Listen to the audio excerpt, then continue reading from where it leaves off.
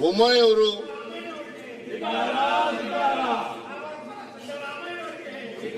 ಸುಮಾರು ಅವರ 30% ಭಾಷಣ ಎಲ್ಲ ಅಶೋಕ್ ಸೇರ್ಕೊಂಡು 30% ಭಾಷಣ ಎಲ್ಲವೂ ಕೂಡ ಕೇಂದ್ರ ಸರ್ಕಾರ ಹೊಗಳದರಲ್ಲಿತ್ತು.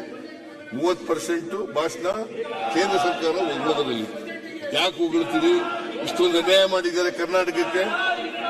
ನಿಮಗೆ 1,40,000 ಕೋಟಿ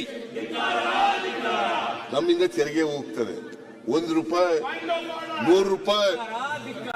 100 ರೂಪಾಯಿ ತೆರಿಗೆ ಕಳಿಸಿದರೆ ಕೇಂದ್ರ ಸರ್ಕಾರಕ್ಕೆ ನಾವು ಬರೋದು ಬರೀ 12ರಿಂದ 13 ರೂಪಾಯಿ. 12ರಿಂದ 13 ರೂಪಾಯಿ. ಇವರು ಇದನ್ನು ಸಮರ್ಥನೆ ಮಾಡ್ಕೊತಾರಲ್ಲ, ಇವ್ರಿಗೆ ನಾಚಿಕೆ ಆಗ್ಬೇಕ ಬೇಡ? ಇದು ಕರ್ನಾಟಕ ರಾಜ್ಯದ ಇದಕ್ಕೆ ವಿರುದ್ಧನೋ ಅಲ್ವಾ?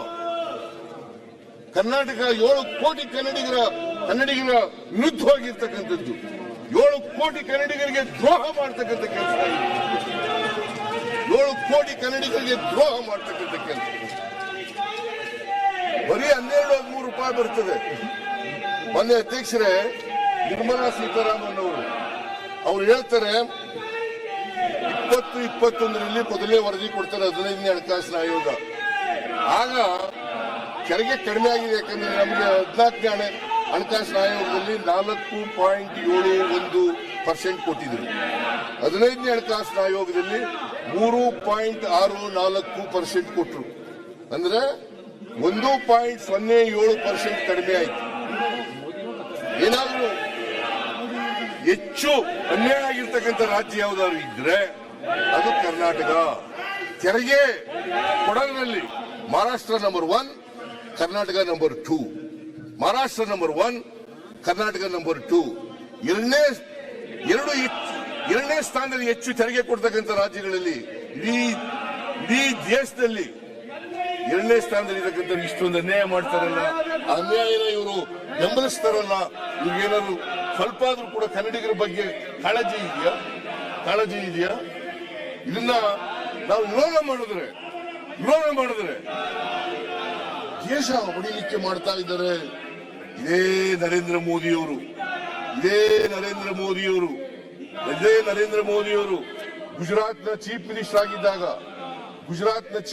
ಆಗಿದ್ದಾಗ ಅವತ್ತು ಆಡಿರ್ತಕ್ಕಂಥ ಮಾತುಗಳನ್ನ ನಿಮಗೆ ತಿಳಿಸ್ಲಿಕ್ಕೆ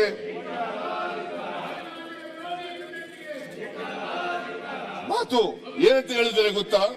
ಗುಜರಾತ್ನಿಂದ ನೀವು ತೆರಿಗೆ ಕಲೆಕ್ಟ್ ಮಾಡಬೇಡಿ, ನೀವು ನಮಗೇನು ಕೊಡಬೇಡಿ. ನಾವು ಆ ಮಾತು ಹೇಳಿದೀವ? ಅನ್ಯಾಯ ಮಾಡಿದ್ದೀರಿ ನೀವು. ಇದು ಸರಿಪಡಿಸಿ. ಆಮೇಲೆ ಹಣಕಾಸಿನ ಆಯೋಗದ ವರದಿ ಇದೆಯಲ್ಲ, ಅದು ಶಿಫಾರಸು ಅಷ್ಟೇ. ಇಟ್ಸ್ ನಾಟ್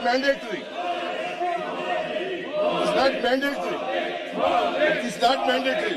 ಒಪ್ಕೊಳ್ಳೇಬೇಕು ಅಂತ ಏನಿಲ್ಲ. ಇವರು ಹೇಳ್ತಾ ಇದ್ದಾರಲ್ಲ, ಮೋದಿ ಬಿಟ್ಟರೆ ಏನಿಲ್ಲ, ನಿಮ್ ಶಕ್ತಿ ಏನಿಲ್ಲ. ಇವರೆಲ್ಲ ನಿಶಕ್ತರು, ರಾಜಕೀಯವಾಗಿ ನಿಶಕ್ತರು, ಏನೂ ಇಲ್ಲ. ಮೋದಿ ಹೆಸರು ಮೇಲೆ ಜೈ ಶ್ರೀರಾಮ್. ನಾವು ಹೇಳ್ತಾ ಇದ್ದು ಜೈ ಸೀತಾರಾಮ್.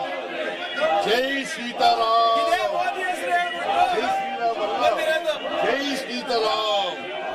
ಇವರು